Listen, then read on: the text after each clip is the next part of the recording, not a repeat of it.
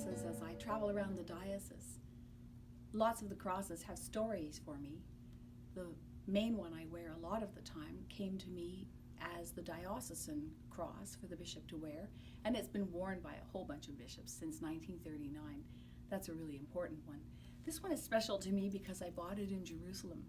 Long before I knew I was coming back here as a bishop, I bought this as the dean of the cathedral, and it's got stones that reflect the colors of whatever you happen to be wearing, and wouldn't you know, they reflect purple too. What I like about this cross is it's called the Jerusalem cross. And my experience of going to Jerusalem was a dramatic one. The first time I went to the Church of the Holy Sepulchre, which some denominations call the Church of the Resurrection. And we went into a tiny little chapel, and I saw people getting on their knees and putting their hands down a hole. And I didn't know what they were doing. But as they put their hands down the hole, they were very devout, and I thought, I'd better put my hand down the hole and see what happens. So I did, and I began to weep. I had no idea what I was touching. But later I learned I was touching the spot that devotionally people believe is where the cross was, on Calvary.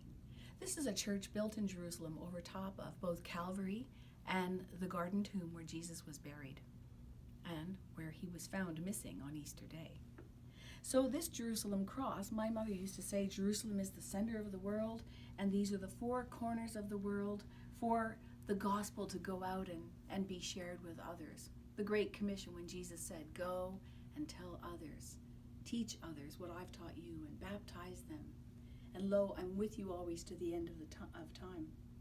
But for me, this also marks the X of our faith, that is both the death of Jesus and the resurrection of Jesus. X marks the spot in Jerusalem. It marks the spot for each of us in our faith. I believe he died. I believe he rose again. I believe he will come again.